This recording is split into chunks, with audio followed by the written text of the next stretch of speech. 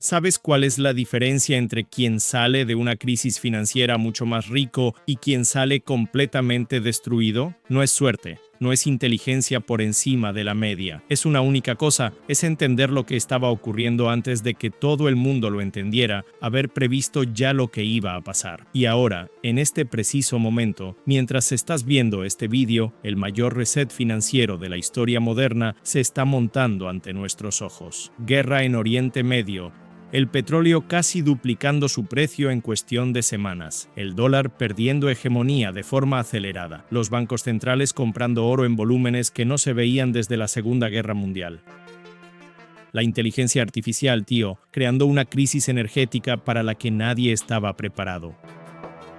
Empresas como Tesla posicionándose para controlar no solo coches, sino la infraestructura energética de todo el planeta. Esto no es teoría de la conspiración, está documentado, está ocurriendo ahora y tiene implicaciones directas en tu bolsillo. Hoy quiero hablar con vosotros de algo que llevo estudiando ya varios meses y que me ha quitado el sueño muchas veces, de verdad. El gran reset financiero global. No ese reset del Foro Económico Mundial que se convirtió en meme en las redes sociales, no es eso. Estoy hablando de algo realmente documentado, real, mensurable, ¿de acuerdo? Que está ocurriendo ahora en múltiples capas al mismo tiempo, justo ante nuestros ojos, y que tiene implicaciones directas para quien tiene dinero, para quien quiere construir patrimonio, para quien está intentando entender hacia dónde va el mundo. En los últimos 80 años el mundo ha funcionado dentro de un conjunto muy claro de reglas. El dólar era la moneda del planeta. Estados Unidos era una potencia incontestable, siempre fue así, ¿entendéis? La globalización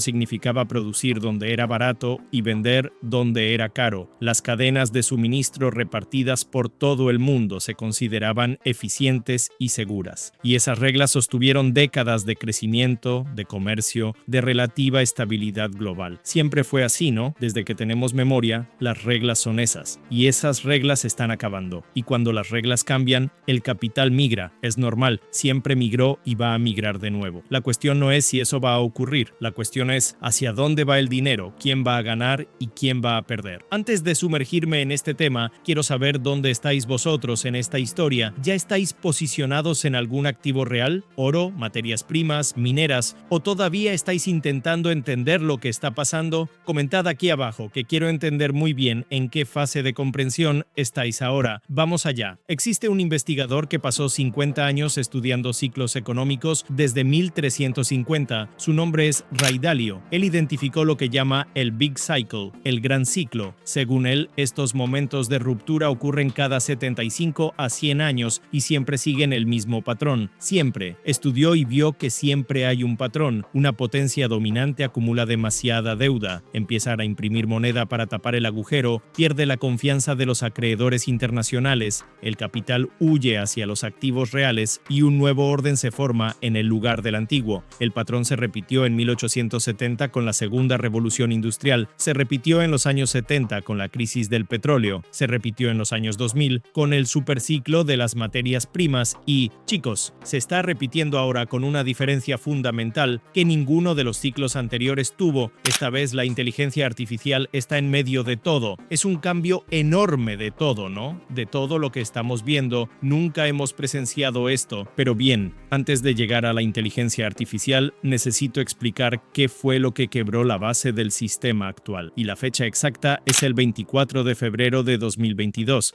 И для этого мы будем стремиться к демилитаризации и денацификации Украины. Мною принято решение о проведении специальной военной операции. Ese día Rusia invadió Ucrania y pocos días después Occidente respondió con lo que se llamó la madre de todas las sanciones. Fue una mega ultra sanción, el congelamiento de 300.000 millones de dólares en reservas rusas, dinero que el Banco Central de Rusia había acumulado durante décadas. La mitad de eso estaba en bonos del Tesoro americano, en euros, en libras esterlinas, dentro del sistema financiero occidental. De un día para otro, tío, con un clic de Washington, ese dinero simplemente desapareció. Técnicamente existía, ¿no? En la práctica, era inútil. Ahora quiero que penséis en eso desde el punto de vista de cualquier otro país que estaba mirando. China, India, Brasil, Arabia Saudí, Turquía, países que guardaban sus propias reservas dentro del sistema financiero americano. ¿Por qué? Porque era exactamente lo que se consideraba más seguro del mundo entero, ¿entendéis? Como país, voy a dejar mis reservas dentro de Estados Unidos, que allí es seguro. Pero espera, ¿qué está haciendo Estados Unidos con Rusia ahora? ¿Veis a dónde quiero llegar? La pregunta que surgió en la cabeza de todos esos gobiernos al mismo tiempo fue simple. Si Washington puede congelar 300.000 millones de Rusia con un clic, ¿qué impide hacer lo mismo con nosotros? Y os pregunto, ¿qué? La respuesta aterradora era absolutamente nada. Todos se dieron cuenta de que no podían hacer nada. Si Estados Unidos quiere apretar el interruptor, se acabó. Todo el dinero que tenéis ahí dentro ya no es vuestro, es suyo, confiscado. Fue entonces cuando la confianza en el sistema empezó a resquebrajarse de verdad. No fue poco a poco, fue de golpe, como una avalancha. Y esa grieta se está ensanchando hasta hoy. Va en aumento. Desde el final de la Segunda Guerra Mundial, el dólar era la moneda del mundo. ¿Entendéis? ¿Cuál es la moneda del planeta Tierra? El dólar, no por casualidad sino por diseño. En Bretton Woods, las potencias occidentales lo decidieron intencionalmente, lo hicieron ellas. En 1971, Nixon acabó con la convertibilidad del dólar en oro. Accordingly, I have directed the Secretary of the Treasury to take the action necessary to defend the dollar against the speculators.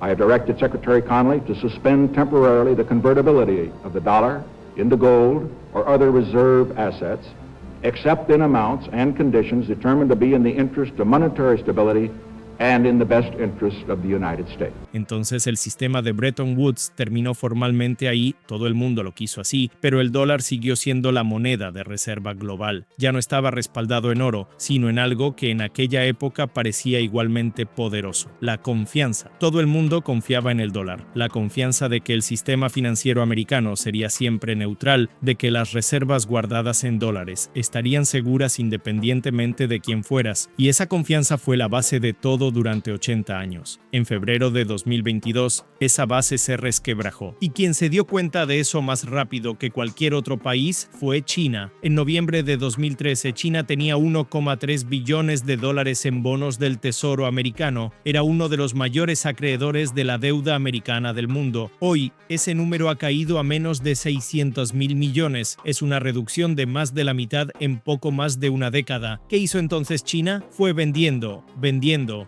poco a poco, vendiendo directamente, trimestre tras trimestre, año tras año, deshaciendo silenciosamente su posición en títulos americanos. ¿Y a dónde fue ese dinero? Gran parte fue al oro. Después de que comenzaran las sanciones contra Rusia, China aceleró masivamente la compra de oro físico, oro de verdad, oro físico para tener en la mano, metal que nadie puede congelar, que no depende de ningún sistema de pagos controlado por Washington, que no puede ser bloqueado con un clic. Los bancos centrales de todo el mundo hicieron el mismo movimiento. Si los chinos lo están haciendo, hagámoslo también. Así, las compras de oro por parte de los bancos centrales globales batieron récords históricos consecutivos, superando las 1.000 toneladas por año durante 3 años seguidos. En 1970, el 55% de las reservas de los bancos centrales estaban en oro. En los años 2000, solo para que os hagáis una idea, ese número había caído al 10%, mientras que los títulos americanos representaban el 30% de las reservas globales, todo el mundo cambiando oro por títulos americanos. Se confiaba, ¿no? El mundo confiaba en Estados Unidos. Era el apogeo de la confianza en el dólar, el apogeo de la hegemonía americana.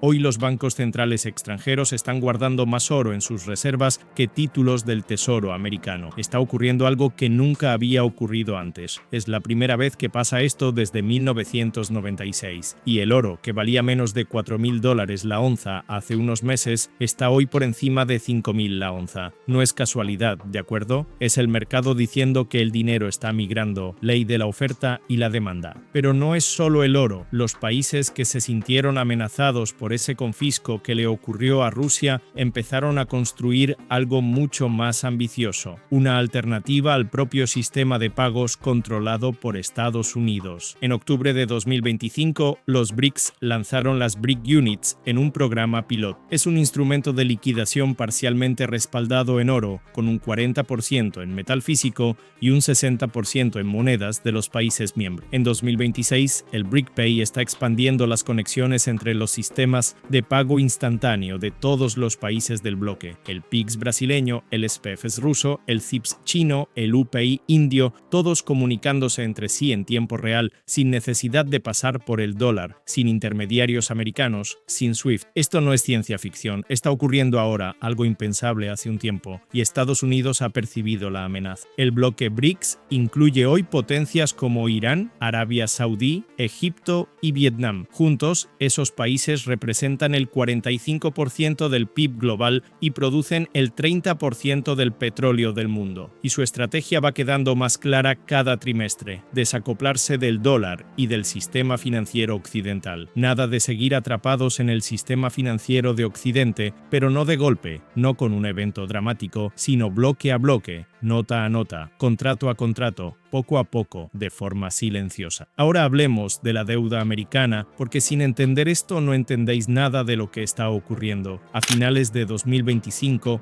la deuda federal americana alcanzó los 38 billones de dólares. Chicos, es un número tan grande que hasta pierde el significado. ¿Qué es eso? Es muchísimo dinero. Así que voy a daros una perspectiva. Si un dólar equivaliera a 1 segundo, $1 millón serían 11 días. 1.000 millones de dólares serían 31 años y 38 billones de dólares serían más de 1,2 millones de años. Ese es el tamaño de la deuda americana. Y esa deuda no está quieta. Crece una media de 6.000 millones de dólares al día, casi 250 millones por hora. Dentro de un momento, cuando acabéis este vídeo, habrá crecido más de 200 millones de dólares. Solo para que os hagáis una idea, en 2025 Estados Unidos pagó casi $1 billón únicamente en intereses de esa deuda, más que el presupuesto entero de defensa del ejército más grande y poderoso del mundo. La Oficina de Presupuesto del Congreso proyecta que los gastos en intereses superarán el billón en 2026 solo en intereses. En 10 años la factura acumulada de intereses será de 13 billones. Y eso crea lo que los economistas llaman la trampa de la deuda. Cuanto más debes, más intereses pagas. Cuanto más intereses pagas, más necesitas pedir prestado. Cuanto más pides prestado, más debes. Es un ciclo que matemáticamente no tiene salida fácil. Quien está atrapado en ese ciclo no puede salir, más aún con una deuda de esa magnitud. E históricamente los gobiernos tienen dos formas de salir de deudas impagables. La primera es declarar la suspensión de pagos. La segunda es inflar la moneda, imprimiendo dinero para pagar la deuda, diluyendo el poder adquisitivo de quien tiene su riqueza guardada en papel. ¿Y adivináis qué opción eligen siempre los gobiernos? Durante la pandemia, el M1 americano, que es la cantidad de dinero circulando en la economía, explotó de 4 billones a más de 20 billones en menos de 2 años. 5 veces más dinero en el sistema en cuestión de meses. Por eso, desde 1913 el dólar ya ha perdido el 96% de su poder adquisitivo. Y Ray Dalio, el hombre que siempre estudia esos patrones en las crisis financieras, estudió 500 años de historia económica e identificó ese patrón repitiéndose en todos los grandes imperios que existieron. Siempre los imperios, cuando acumulan demasiada deuda, empiezan a imprimir moneda para tapar el agujero, pierden la confianza de los acreedores internacionales, el capital huye hacia los activos reales, como el oro, las materias primas, los países que tienen recursos físicos que el mundo necesita, o sea, ya están endeudados y los países van retirando dinero de ahí dentro,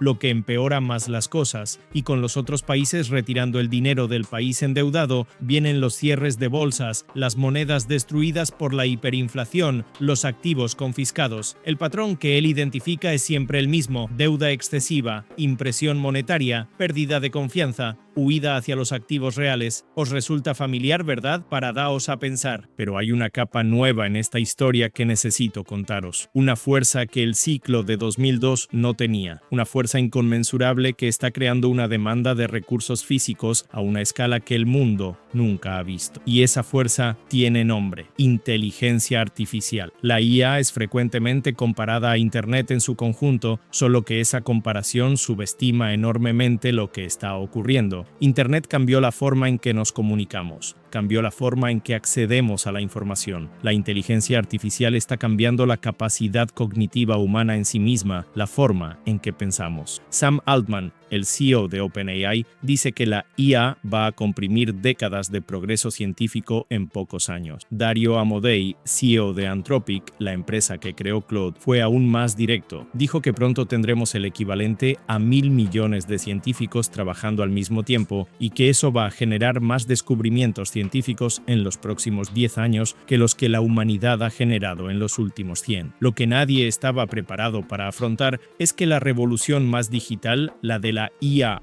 junto con Internet, es también la mayor consumidora de recursos físicos que el mundo ha visto históricamente en toda su trayectoria. Los centros de datos que la IA necesita para funcionar consumen, chicos, cantidades absurdas de energía, muchísima. Un único centro de datos de gran escala puede consumir tanta electricidad como una ciudad entera. En 2024, todavía en los inicios, los centros de datos americanos consumieron entre 176 y 183 terabytes de electricidad. Ese número podría alcanzar el 12% de toda la energía americana hasta 2028, según el Departamento de Energía de Estados Unidos. Y además, el mayor operador de energía eléctrica de Estados Unidos, el PJM, que sirve a 65 millones de personas en 13 estados, proyecta que estará 6 gigavatios por debajo de las necesidades de fiabilidad ya en 2027. Amazon, Google, Microsoft y Meta van a gastar juntas entre 650 y 700 mil millones de dólares en infraestructura de IA en 2026, un aumento del 67% respecto a 2025, que a su vez ya había sido un aumento del 73% respecto a 2024. Está creciendo en una curva muy ascendente. Bloomberg estimó que el coste total para construir los centros de datos necesarios para la carrera de la IA alcanzará más de 3 billones de dólares en los próximos años. 3 billones, tío. Pero toda esa energía que la IA necesita va a exigir infraestructura, que a su vez va a exigir cantidades absurdas de metales físicos, cobre para conectarlo todo, plata para los paneles solares que van a alimentar los centros de datos, tierras raras para los chips, transformadores, generadores y litio para almacenar energía cuando el sol no brilla. Y llegamos a un problema que es literalmente imposible de resolver rápidamente: la escasez de minerales críticos. Los minerales no son infinitos, los estás excavando, sacando de la tierra, y hasta cuándo los vas a sacar. Hablemos primero del cobre. La demanda de cobre debe crecer entre un 35 y un 40% hasta 2030, pero la oferta crece un 3% al año. Una mina de cobre tarda entre 10 y 20 años en desarrollarse. La ley media del mineral de cobre en las minas del mundo ha caído del 1,4% en 2010 al 0,65% en 2024. ¿Qué significa eso? Significa que necesitas extraer más del doble de roca para producir la misma tonelada de cobre. Y para mantener un crecimiento global del 3% anual, la humanidad va a necesitar extraer en los próximos 18 años la misma cantidad de cobre que ha extraído en los últimos 10.000 años. 10.000 años de minería humana en 18 años. ¿Conseguís entender el problema que eso supone? Ahora hablemos de la plata, porque la historia de la plata se está volviendo una locura. Esto sí que es una locura. La plata es 8 veces más escasa que el oro por encima del suelo, teniendo en cuenta todo el material que ya ha sido extraído en la historia humana. Pero el oro cuesta 80 veces más. ¿Cómo es eso posible? La respuesta está en la historia monetaria. A lo largo del siglo XX, los gobiernos fueron desmonetizando la plata progresivamente, poco a poco, retirándola de la circulación. El oro continuó siendo reserva de los bancos centrales. La plata fue relegada a materia prima industrial. El problema es que la plata es al mismo tiempo un metal monetario, un metal industrial con propiedades únicas y el metal estratégico de la revolución energética. Chicos, cada panel solar usa plata y los paneles más modernos y eficientes usan más plata por panel, no menos. En 2023, la industria solar consumió 232 millones de onzas de plata. En 2024 subió a más de 270 millones. La proyección para 2030 es de más de 500 millones de onzas al año solo para paneles solares. La producción total de plata en el mundo entero, de todas las minas, de todos los países, en 2024 fue de aproximadamente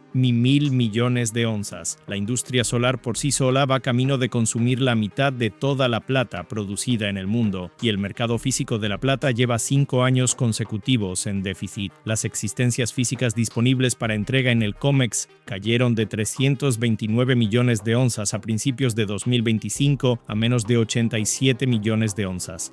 Una caída de más del 75% en menos de un año. Y en enero de 2026, hace muy poco tiempo, China hizo las exportaciones de plata administrativamente mucho más difíciles. ¿Por qué? Porque China, que es el mayor refinador de plata del mundo, sencillamente no tiene metal suficiente para abastecer su propia demanda interna. Está construyendo más paneles solares que cualquier otro país del mundo, está expandiendo su capacidad de semiconductores y está electrificando su flota de vehículos a una velocidad sin precedentes históricos. Y todo esto nos lleva a una concentración de poder que Occidente solo está percibiendo ahora, cuando ya es tarde. Mientras que Occidente, en las últimas décadas, desplazaba el capital hacia Silicon Valley, China hacía lo contrario. Invirtió más de 56.000 millones de dólares en minería en países en desarrollo entre 2000 y 2021, y hoy controla el refinado de 19 de los 20 minerales estratégicos más importantes del mundo. En diciembre de 2024, China anunció restricciones a las exportaciones de galio, germanio y antimonio hacia Estados Unidos. En 2025 fue aún más lejos, impuso restricciones sobre más de 20 minerales críticos. El mensaje era claro: vosotros nos bloqueáis en los chips avanzados, nosotros os bloqueamos en los materiales que necesitáis para fabricarlos. Fijaos en esto. Deng Xiaoping, el líder que transformó China en una potencia económica, pronunció una frase en 1992 que en su momento pareció críptica. Dijo lo siguiente: Oriente Medio tiene petróleo, China tiene tierras raras. Nadie entendió qué quiso decir. Hoy todo el mundo lo entiende. Y aquí es donde la guerra entre Estados Unidos e Irán entra en esta historia, porque no está ocurriendo en el vacío, sino en el momento de máxima fragilidad del sistema occidental. A causa del conflicto entre Estados Unidos e Israel contra Irán, el estrecho de Hormuz, por donde transita el 20% del petróleo mundial cada día, quedó efectivamente cerrado. El precio del barril de petróleo casi se duplicó en cuestión de semanas. Arabia Saudí tuvo que paralizar operaciones en su mayor refinería. Qatar suspendió la licuefacción de gas y países que dependían de esas exportaciones, como India, Japón, Corea del Sur y buena parte de Europa, se encontraron en medio de una crisis energética brutal. Esta guerra, independientemente de quién la inició y de los motivos geopolíticos que la impulsan, aceleró algo que ya estaba en marcha: la percepción de que depender de cadenas de suministro concentradas en regiones inestables constituye una vulnerabilidad fatal. Países, empresas e inversores que han comprendido esto están corriendo hacia activos que ofrecen independencia, energía local, metales físicos e infraestructura propia. El patrón se repite, y es exactamente aquí donde Tesla entra en la historia de una forma que la mayoría de la gente todavía no ha entendido. La mayoría sigue pensando en Tesla como una marca de coches eléctricos. Esa es una lectura desfasada, antigua. Lo que Tesla está construyendo en silencio es la mayor infraestructura de almacenamiento de energía del planeta. El segmento energético de Tesla, Tesla Energy, que engloba el Powerwall residencial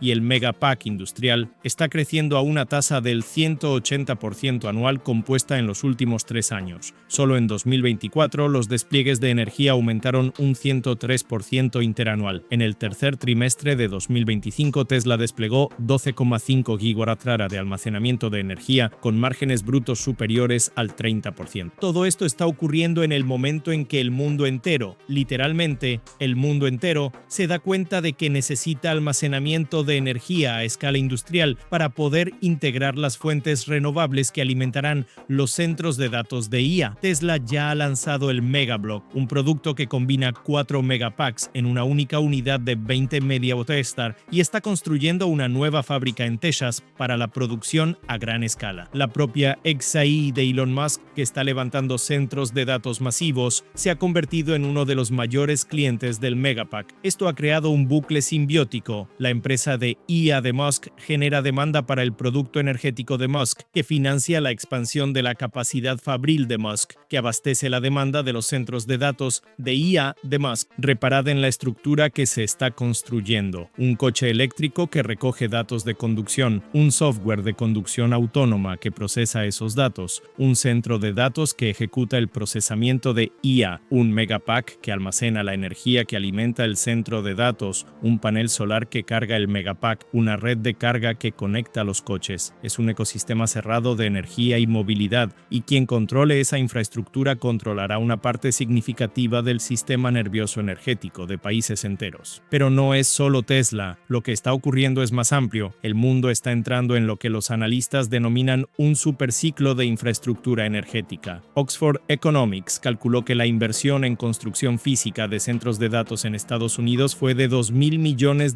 anuales en 2014. En 2024 alcanzó los $35.000 millones. La proyección para 2035 es de casi $60.000 millones al año. El Edison Electric Institute estima que sus empresas miembro gastarán entre 1,1 y 1,4 billones de dólares en capital hasta 2030, el doble de lo invertido en los 10 años anteriores. Quien posea los recursos que alimenten esa infraestructura capturará una fracción enorme de ese valor. Y aquí es donde entra Brasil, prestad atención, no como comparsa, sino como uno de los países mejor posicionados del mundo en este momento de inflexión histórica. Brasil es el mayor exportador de soja del mundo, el segundo mayor exportador de mineral de hierro y el segundo en reservas de tierras raras, estimadas en 21 millones de toneladas, solo por detrás de China con 44 millones. Más del 80% de la electricidad brasileña proviene de fuentes renovables y el 12% de toda el agua dulce superficial del planeta se encuentra en Brasil. En 2025, el gobierno estadounidense lanzó un programa llamado Warp Speed para minerales críticos, una referencia directa al programa que aceleró el desarrollo de las vacunas contra la COVID-19 con el objetivo de crear cadenas de suministro alternativas a China para los materiales más estratégicos del planeta. Y Brasil está siendo activamente cortejado en ese proceso por ser uno de los pocos países del mundo con reservas significativas de tierras raras, con suficiente estabilidad política para una asociación a largo plazo y con la infraestructura básica para desarrollar la minería a escala. Pero, ¿qué cambia todo esto para mí en la práctica? Todo, porque pensad en esto. Existe un gráfico que compara la confianza de las personas en el mercado de valores con la percepción de su propia situación económica en Estados Unidos. Esas dos líneas habían caminado juntas durante 30 años. Recientemente, por primera vez en 3 décadas, han divergido drásticamente. La confianza en el mercado de valores se encuentra en el nivel más alto de los últimos 30 años, incluso por encima de las lecturas del año 2000, que era notoriamente un periodo de euforia desbordante. Al mismo tiempo, la percepción de las personas sobre su propia situación económica está en niveles similares al corazón de la crisis financiera de 2008. ¿Cómo es posible? La respuesta está en una divergencia mucho más profunda. Desde 2010, el patrimonio real de las personas, es decir, corregido por la inflación, creció aproximadamente un 50%. Mientras tanto, el S&P 500 creció casi un 300% en el mismo periodo. ¿Y qué ocurre cuando el mercado financiero crece 6 veces más rápido que la renta real de las personas? Quien tiene patrimonio invertido se enriquece exponencialmente. Quien no tiene patrimonio permanece exactamente donde estaba, mientras todo a su alrededor se encarece. ¿Y qué se ha encarecido más que nada? La vivienda. En los últimos 30 años, la relación entre el precio de una casa y la renta familiar media en Estados Unidos se ha duplicado, de 4 veces la renta anual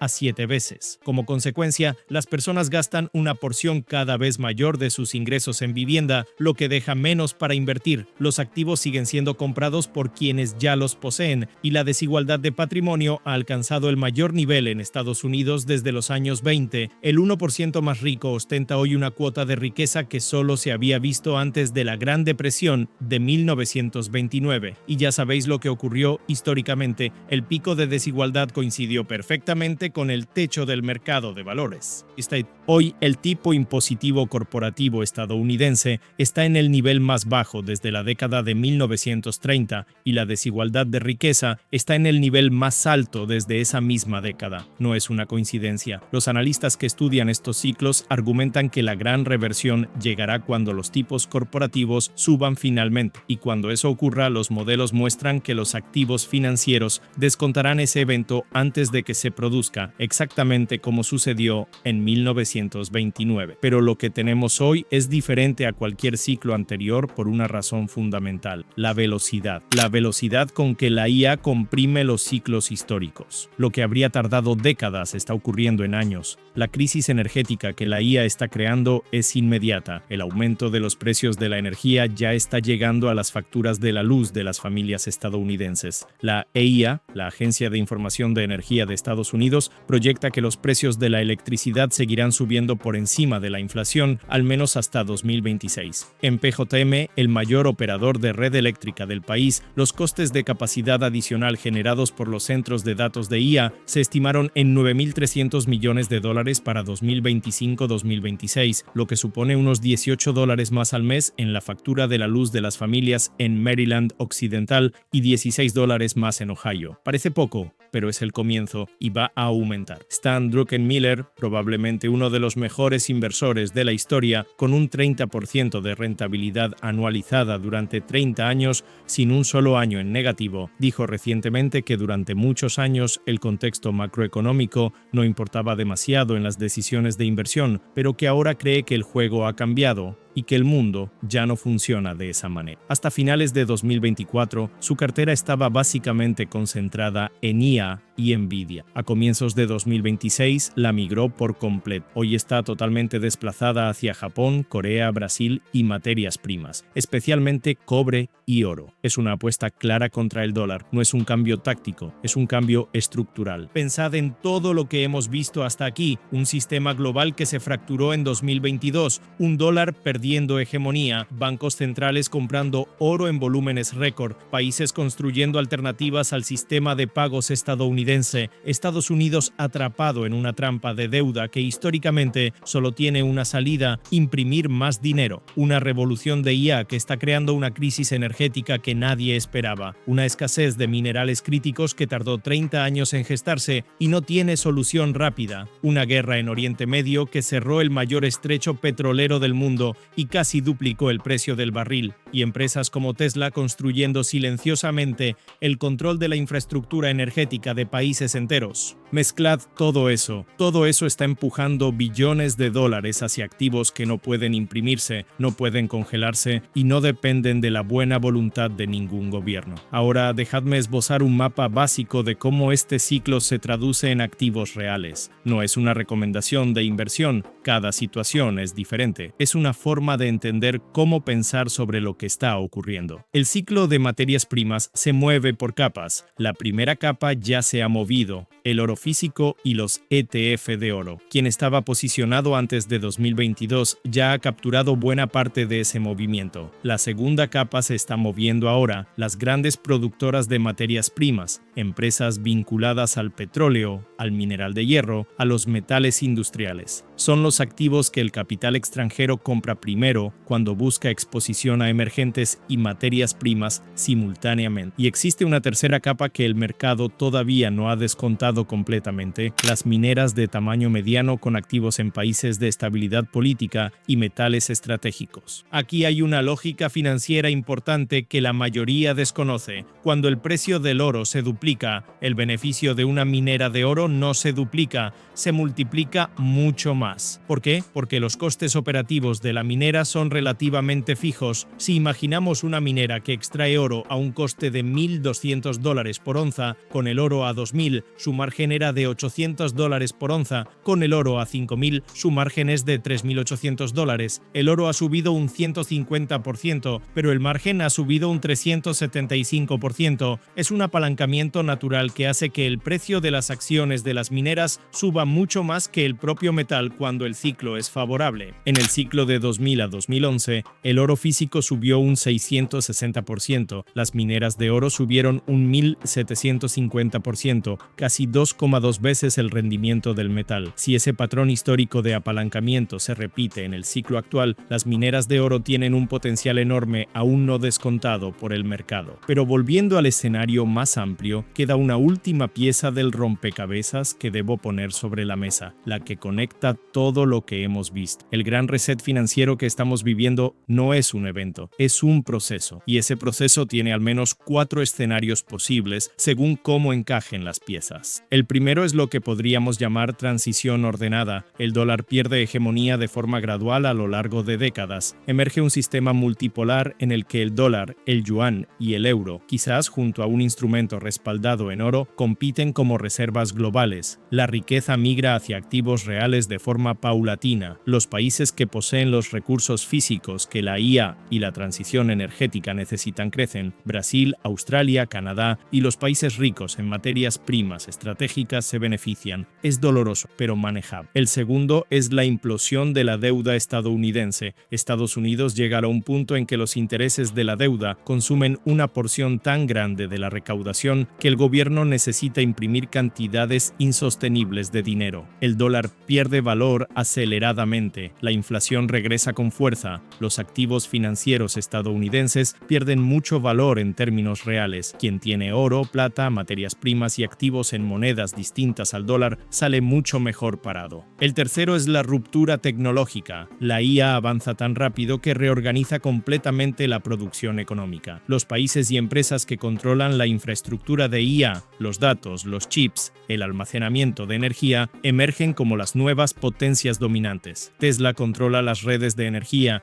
Nvidia controla el procesamiento de IA, Samsung y SK Hynix controlan la memoria que hace funcionar los modelos de IA. En este escenario, quien está expuesto a estas empresas y a esta infraestructura captura valor de forma desproporcionada, y quien se queda fuera paga más caro por todo, desde la energía hasta los alimentos. El cuarto, el más sombrío, es el conflicto prolongado y la fragmentación. La guerra en Oriente Medio se extiende, más rutas comerciales se ven perturbadas, la fragmentación del sistema de comercio global se acelera y la inflación se convierte en un problema crónico en las economías occidentales. Los mercados emergentes ricos en materias primas se benefician a corto plazo, pero la inestabilidad global genera una volatilidad extrema. En ese escenario, preservar el patrimonio se vuelve mucho más importante que hacerlo crecer. Oro y plata físicos, inmuebles en ubicaciones estratégicas, activos y monedas de países con baja deuda. La realidad, como siempre, será alguna combinación de estos 4 escenarios y nadie sabe en qué proporción. Pero entender que estos son los vectores de fuerza en juego os da una ventaja enorme sobre quienes todavía creen que el mundo simplemente seguirá funcionando como lo ha hecho en los últimos 20 años. Pero, ¿qué puede hacer una persona corriente con todo esto? La pregunta correcta no es ¿qué podéis hacer?, sino ¿qué podéis dejar de hacer? Podéis dejar de mantener el 100% de vuestro patrimonio en activos que dependen del mantenimiento de un sistema que está siendo claramente desafiado. Podéis dejar de ignorar que la energía va a encarecerse, que los alimentos van a encarecerse, que la inflación no es temporal sino estructural. Podéis dejar de creer que el algoritmo del Banco Central lo va a resolver todo, mientras los bancos centrales de todo el mundo están deshaciéndose del dólar en sus reservas y comprando oro en volúmenes récord. ¿Cómo invertir en oro? Hay corredores que venden oro físico, pero también podéis invertir en Bitcoin, como hago yo. El ciclo de 2002 creó una ventana que duró aproximadamente 9 años, de 2002 a 2011. Quien entró al principio multiplicó su patrimonio por 10 en dólares. Quien entró en 2007, cuando los titulares ya hablaban de superciclo, aún ganó dinero, pero mucho menos. Quien entró en 2010, en la euforia del pico, se perdió el ciclo. El ciclo actual ya ha comenzado, ya habéis perdido parte del inicio. Pero la buena noticia es que todavía queda mucho por delante. La masa todavía no ha llegado. Cuando llegue, quizás la ventana ya esté cerrándose. Para terminar, os dejo un pensamiento sencillo que resume todo lo que hemos visto. El mundo no acaba, se reorganiza siempre. Y toda reorganización de la historia ha creado perdedores y creadores de riqueza en igual proporción. La diferencia entre unos y otros nunca fue quién tenía más dinero al principio, sino quién entendió lo que estaba ocurriendo, mientras la mayoría todavía creía que todo iba bien. Acabáis de recibir ese entendimiento. Ahora sabéis que no todo va bien. ¿Qué vais a hacer con él? Esa es la pregunta más importante que podéis haceros.